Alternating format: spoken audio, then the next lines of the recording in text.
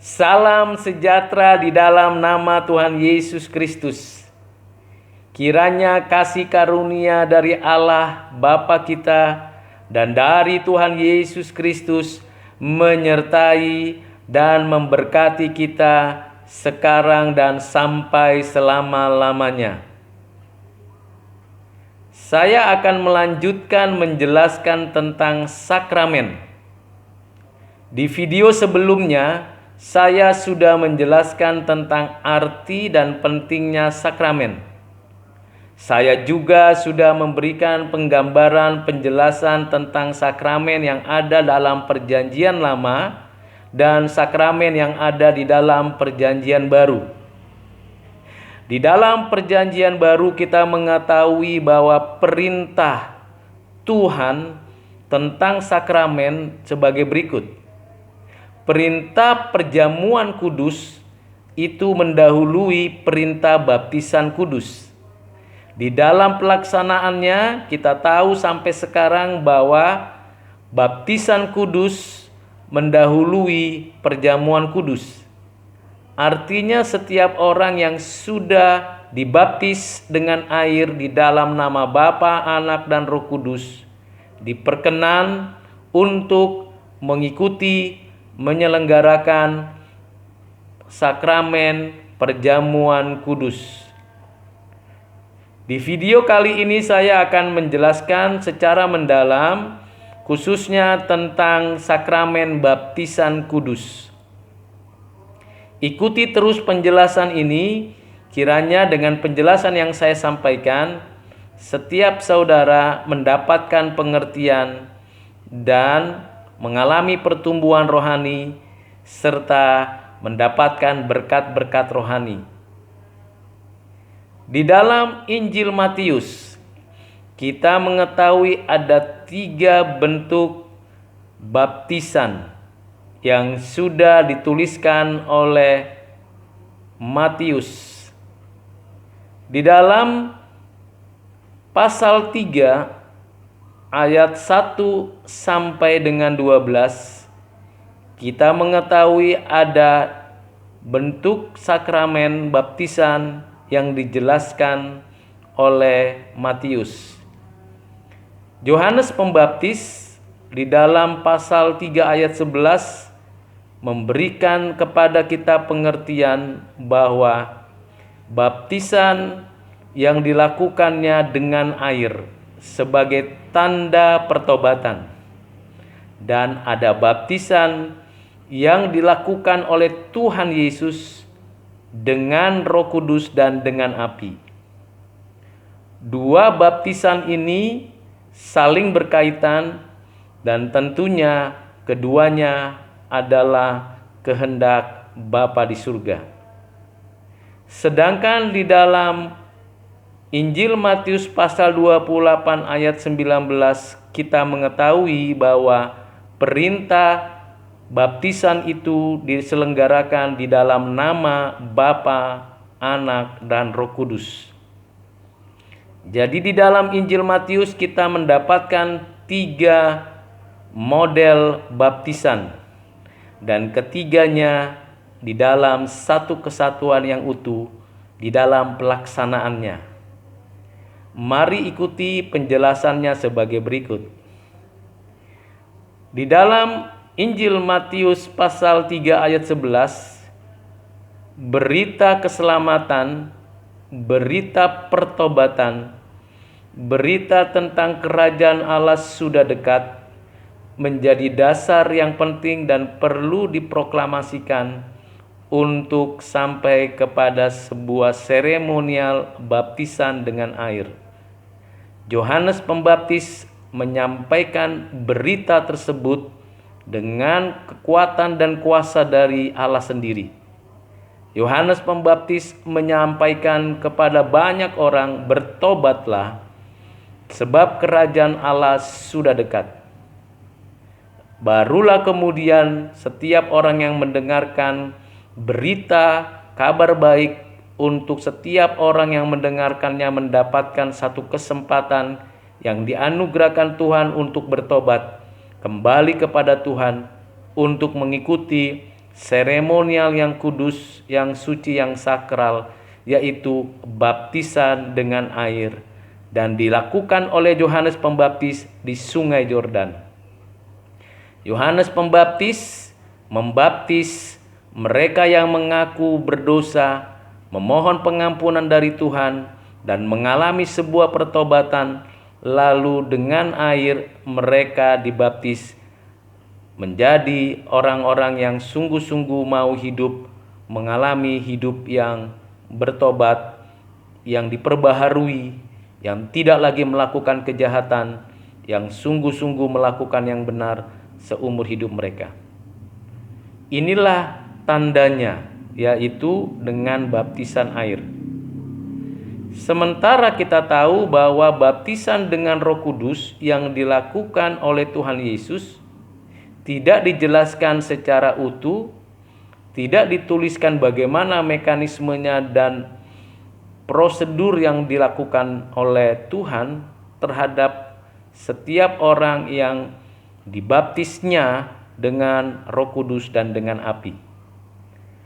Perintah itu tentunya bukan ditujukan atau dilakukan oleh manusia, tetapi diselenggarakan dan dilakukan oleh Tuhan Yesus.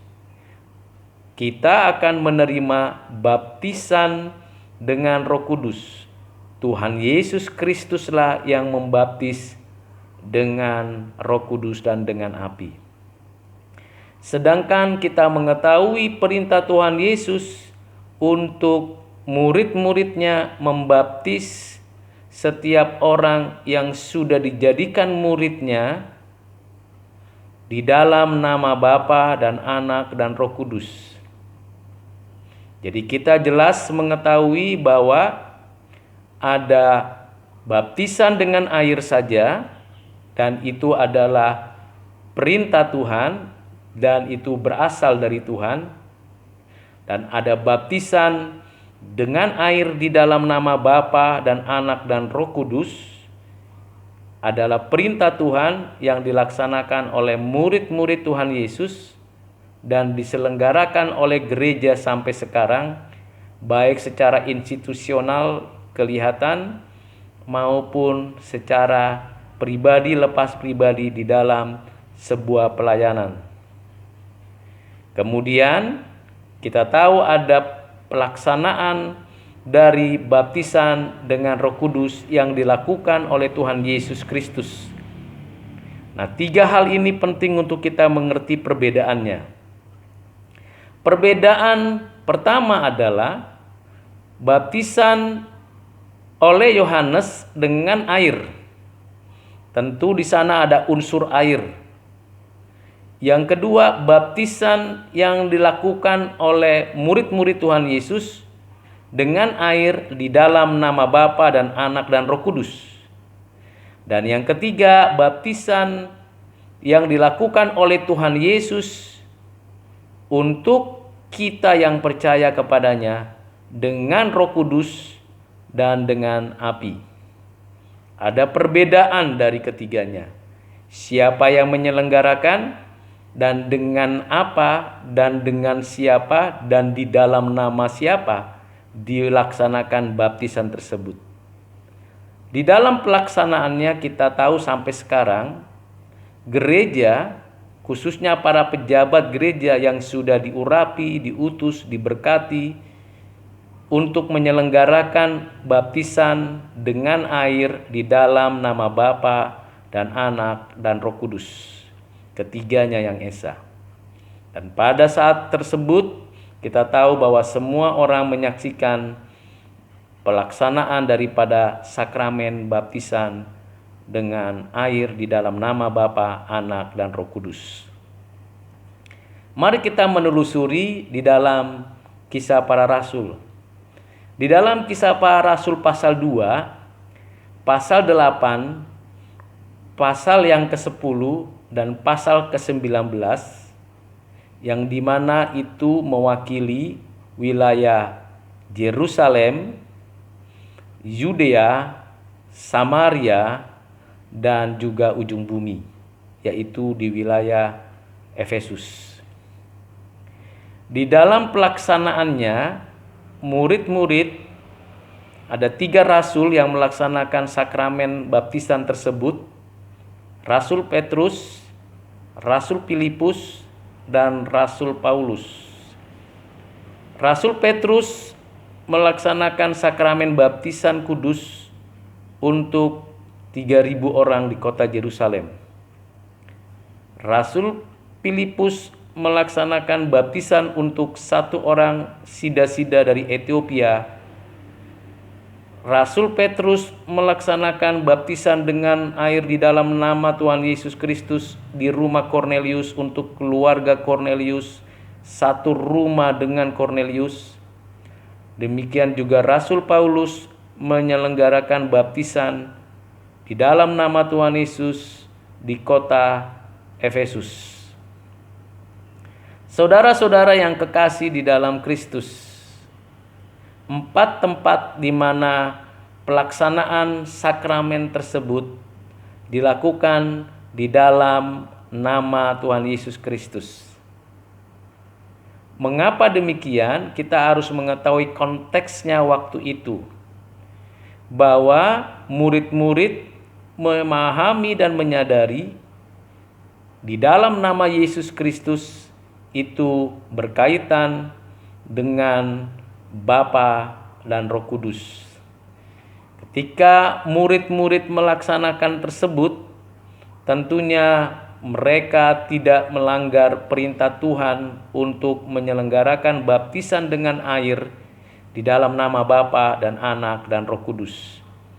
Mereka menyelenggarakan baptisan di dalam nama Yesus Kristus Tuhan kita, tentunya dengan pengertian dan pemahaman seperti yang diperintahkan Tuhan Yesus di dalam Matius pasal 28 ayat 19. Di setiap pelaksanaan baptisan dengan air di dalam nama Bapa, Anak, dan Roh Kudus, ada hal-hal yang perlu dilakukan sebelumnya. Yang pertama adalah pemberitaan Injil, pemberitaan firman Tuhan. Jadi setiap orang yang menerima baptisan mendengarkan terlebih dahulu tentang keselamatan, penebusan, karya dari Allah, Anak, Roh Kudus untuk menebus umatnya, untuk membawa kembali umat pilihannya kepadanya. Firman Tuhan diberitakan, firman Tuhan mendahului pelaksanaan setiap sakramen baptisan kudus tersebut. Setelah mereka mengerti dan memahaminya dengan rela hati, yang mendengarkan firman memberi diri dibaptis. Bagian yang kedua, mereka yang dibaptis dengan sungguh-sungguh menyadari, mengakui, dan memahami bahwa baptisan adalah sebuah covenant, sebuah seremonial, sebuah sakramentum yang sakral, yang suci, yang kudus, yang dilakukan berdasarkan perintah Tuhan Yesus.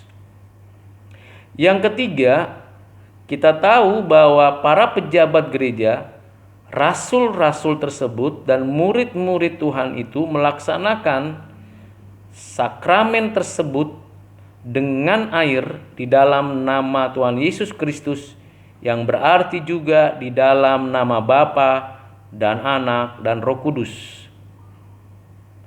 Yang berikutnya kita tahu bahwa pelaksanaan sakramen tersebut dapat dilakukan untuk 1 orang, untuk banyak orang, untuk 1 keluarga, atau 1 komunitas. Seperti yang terjadi di Yerusalem, seperti yang terjadi pada sida-sida Ethiopia, juga di rumah Kornelius, juga di wilayah Efesus. Yang berikutnya, baptisan kudus tersebut diselenggarakan dan dilaksanakan. Tentunya kita tahu bahwa mereka yang menerima dengan sungguh-sungguh dan mereka yang terhisap di dalam komunitas tersebut berada di dalam satu covenant. Jadi adalah benar dan adalah penting untuk diketahui bahwa ada orang-orang yang masih muda, mungkin jadi ada anak-anak di sana, mungkin jadi ada orang yang lanjut usia di sana, baik di Yerusalem, di rumah Cornelius, atau juga di Efesus. Umur itu tidak menjadi hal yang mutlak. Pelaksanaannya ada yang dengan air dipercik, ada yang dengan air diselamkan, ada yang dengan air dicurah, dan kita bisa tahu bahwa di kota Yerusalem tentulah mereka tidak dibawa yang 3.000 orang percaya itu ke sungai Yordan untuk dibaptis. Tentulah kita tahu bahwa sida-sida dari Ethiopia itu turun ke air di mana ada sungai untuk dibaptis. Tentulah kita tahu bahwa di rumah Cornelius itu tidak ada sungai dan pelaksanaannya baptisan dengan air itu terlaksana dengan baik. Demikian juga di kota Efesus. Selanjutnya, supaya kita lebih mendalami lagi apa yang terjadi di dalam Kisah pasal 2, pasal 8, pasal 10, dan pasal 19 tentang baptisan. Ketika mereka dibaptis, ada waktu yang paling tepat di mana saat itu Roh Kudus yang dijanjikan oleh Bapa dan oleh Tuhan Yesus kepada murid-muridnya dicurahkan. Satu kali dan untuk selama-lamanya ada dan bekerja sebagaimana Tuhan nyatakan. Roh Kudus dikaruniakan kepada 3.000 orang di Yerusalem. Roh Kudus turun atas keluarga Cornelius. Roh Kudus turun atas sida-sida di Ethiopia. Roh Kudus turun atas orang-orang yang ada di Efesus, 12 orang yang dibaptis oleh Rasul Paulus. Saudara yang kekasih di dalam Kristus, jadi ketika pelaksanaan baptisan dengan air di dalam nama Bapa, Anak, dan Roh Kudus, ada karya Tuhan di sana, di mana Tuhan juga membaptiskan mereka dengan Roh Kudus dan dengan api. Nah, ini hal yang penting dan prinsip, di mana tidak ada satu orang pun dari rasul-rasul tersebut membaptis seseorang baik dengan tumpangan tangan ataupun dengan cara yang waktu itu berlangsung, maka mereka sedang membaptis dengan Roh Kudus. Tidak demikian adanya. Sekali lagi, mereka dibaptis dengan air di dalam nama Tuhan Yesus Kristus. Artinya mereka dibaptis di dalam nama Bapa, Anak, dan Roh Kudus. Yang membaptis mereka dengan Roh Kudus tentunya hanya Tuhan Yesus Kristus. Di dalam Efesus pasal 1 ayat 13 dan 14 jelas memberikan gambaran kepada kita bahwa ketika kita percaya, kita mengaku dengan sungguh-sungguh berdasarkan anugerah dari Bapa yang digerakkan dituntun oleh Roh Kudus untuk percaya kepada seluruh karya penebusan Kristus. Ketika itu kita dimeteraikan dan kita mendapat jaminan dari Roh Kudus keselamatan yang diberikan oleh Tuhan kepada kita. Nah, hal ini penting untuk kita mengerti dan kita pahami dengan sungguh-sungguh. Dengan demikian, baptisan dengan air di dalam nama Bapa, Anak, Roh Kudus adalah sah dan legal satu kali dilaksanakan. Permasalahannya adalah ketika seseorang itu memperdebatkan tentang baptisan dengan Roh Kudus. Sekali lagi, baptisan dengan Roh Kudus hanya dilakukan oleh Tuhan Yesus, bukan oleh manusia. Kita tidak layak, kita tidak diperkenannya, Seperti yang Yohanes Pembaptis katakan di dalam Matius pasal 3 ayat 11, bahwa dirinya tidak layak membaptis dengan Roh Kudus dan dengan api. Dan kita lihat kenyataannya di dalam Kisah Para Rasul. Mereka yang sudah menerima baptisan dengan air di dalam nama Tuhan Yesus Kristus, mereka pada saat yang sama, sebelum dan sesudah pelaksanaan seremonial itu, menerima baptisan dengan Roh Kudus oleh Tuhan Yesus. Hal yang paling mendasar yang perlu kita pahami dengan baik adalah cara kita dibaptis. Ada banyak perdebatan, ada yang menuntut harus diselam, dipercik, dicurah, harus di tempat yang besar, yang luas, di sungai, bahkan ada yang berkali-kali melakukan baptisan supaya dianggap sah dan layak. Ingat, perintah Tuhan Yesus ini dengan baik-baik, bahwa perintah itu tidak mengatakan baptislah mereka berulang-ulang dengan air. Perintah itu jelas satu kali dan bersifat kekal. Baptislah mereka di dalam nama Bapa dan Anak dan Roh Kudus. Satu kali dan untuk selamanya itu terjadi.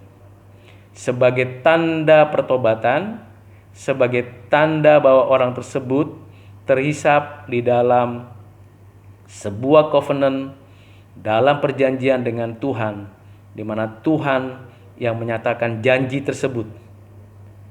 Hal yang kedua yang diperdebatkan adalah kapan waktunya baptisan itu terjadi. Memang kita mengetahui di dalam perjanjian baru, khususnya di dalam Kisah Para Rasul, di dalam pasal 2, pasal 8, dengan jelas dikatakan bahwa mereka memberi diri, percaya, dan dibaptis. Ada respon yang mendahului seremonial tersebut. Tetapi kalau kita membaca di dalam Kisah Para Rasul pasal 10, keluarga Cornelius sebelum mereka mengalami baptisan dengan air di dalam nama Tuhan Yesus, ada firman yang diberitakan, Roh Kudus dicurahkan dan turun atas seluruh keluarganya. Dan tentu kita tahu di dalam keluarga ada anak, ada orang tua, ada yang dewasa, ada yang masih remaja. Jadi kapan sepantasnya seseorang itu dibaptis? Kalau kita telusuri dengan baik dan kita mengkaitkannya di dalam perjanjian lama tentang sunat sebagai tanda perjanjian, kita tahu bahwa sunat dilakukan pada usia 8 hari, masih bayi, sebagai tanda bahwa seseorang tersebut terhisap di dalam perjanjian antara Tuhan dengan umatnya. Demikian juga di dalam baptisan dengan air di dalam nama Bapa, Anak, Roh Kudus dapat dilakukan, dapat diselenggarakan untuk bayi, anak-anak, atau remaja, orang tua, atau dewasa. Tidak ada kemutlakan harus dewasa, harus bayi.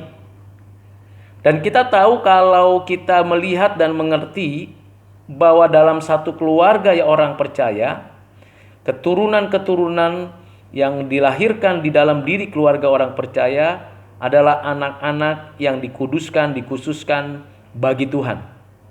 Terikat di dalam covenant, perjanjian, di mana pernikahan yang kudus itu diperkenan oleh Tuhan, sehingga anak-anak mereka yang dilahirkan dalam keluarga mereka adalah anak-anak kudus yang kemudian berada di dalam satu komunitas orang percaya. Dan ketika anak-anak itu dilahirkan dan anak-anak itu dibesarkan, anak-anak tersebut terhisap di dalam komunitas orang percaya, dan orang tua memberikan diri anak-anak ini untuk dibaptis oleh pejabat-pejabat gereja. Dan puji Tuhan, anak-anak ini terhisap di dalam komunitas orang percaya menjadi orang-orang yang berada di dalam covenant dari Tuhan untuk umatnya.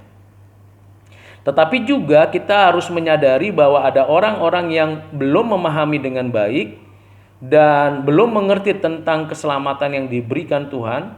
Mereka yang tadinya belum percaya kepada Kristus, yang bukan berada di dalam komunitas orang percaya, yang bukan dilahirkan, dibesarkan di dalam keluarga orang percaya. Mereka itu berasal dari orang-orang yang tidak percaya, unbeliever, lalu kemudian mereka dibaptis. Bisa jadi orang tersebut sudah remaja, sudah dewasa, sudah orang tua, bahkan sudah kakek atau nenek. Dapat diselenggarakan baptisan di dalam nama Bapa, Anak, Roh Kudus dengan air. Dengan demikian kita tidak perlu memperdebatkan yang tidak mutlak, dan kita harus menegakkan hal yang penting dan yang mutlak di dalam baptisan. Yang pertama, beritakanlah berita kabar baik yang perlu dijelaskan tentang pertobatan, sebab kerajaan surga sudah dekat. Beritakan kabar keselamatan yang disampaikan oleh Tuhan Yesus. Beritakan karya penebusan Kristus, sehingga siapapun, anak-anak kita, bayi kita, remaja-remaja, pemuda-pemuda, orang yang dalam keluarga kita maupun di luar keluarga kita, orang-orang yang percaya maupun yang belum percaya, mendengarkan berita keselamatan itu untuk mereka dengarkan. Dan ingat, saudara, bayi-bayi pun bisa mendengarkan berita keselamatan, karena dia adalah orang per orang secara individu. Dan kita juga tahu bahwa nenek dan kakek yang mungkin belum percaya, yang mendengarkan berita keselamatan, juga memerlukan perintah Tuhan, yaitu dibaptis dengan air di dalam nama Bapa, Anak, dan Roh Kudus. Dengan demikian, kita tidak memutlakkan waktunya kapan yang terbaik. Silakan saudara memutuskan sendiri. Apakah Anda orang percaya, di dalam lingkungan orang percaya, di dalam komunitas orang percaya, sepantasnya dan sewajarnya anak-anak Anda dari sejak bayi dibawa ke gereja untuk dibaptis oleh pejabat gereja di dalam nama Bapa, Anak, Roh Kudus.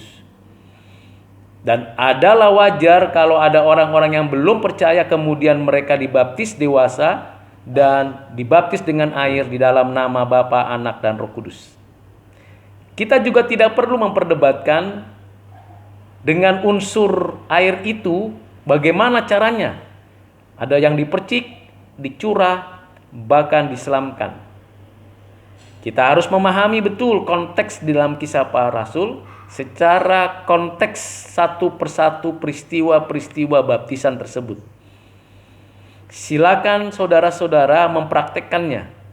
Kalau Anda merasakan pentingnya dibaptis diselamkan, maka tentunya Anda harus memperkirakan kesehatan, memperhatikan konteksnya orang yang mau dibaptis dan situasi dan kondisinya. Supaya jangan orang yang terpapar sakit di rumah sakit dibaptis juga diselam. Atau jangan pula kita memaksakan diri, memaksakan orang lain harus mengikuti cara kita. Ingat, cara tidak menentukan bahwa baptisan tersebut diperkenan oleh Tuhan atau tidak. Harus diikuti perintah Tuhan Yesus, dibaptis dengan air di dalam nama Bapa dan Anak dan Roh Kudus. Dengan demikian kita tahu bahwa baptisan tidak menyelamatkan. Yang menyelamatkan adalah Bapa berdasarkan anugerahnya, Kristus yang memberikan dirinya, dan Roh Kudus yang menerapkannya di dalam diri kita. Baptisan tanda bahwa seseorang itu ada di dalam komunitas orang percaya. Baptisan tidak secara otomatis memberikan gambaran bahwa orang tersebut sudah dilahirbarukan oleh Roh Kudus. Bisa jadi ketika orang yang baru dibaptis itu dewasa dan percaya kepada Tuhan, maka baptisan itu terlaksana dengan baik. Kiranya saudara dapat memahami lebih utuh lagi penjelasan tentang sakramen baptisan ini dan sakramen perjamuan kudus pada video-video selanjutnya. Tuhan Yesus memberkati saudara. Salam dari saya, Rudi Silitonga. Tuhan memberkati. Amin.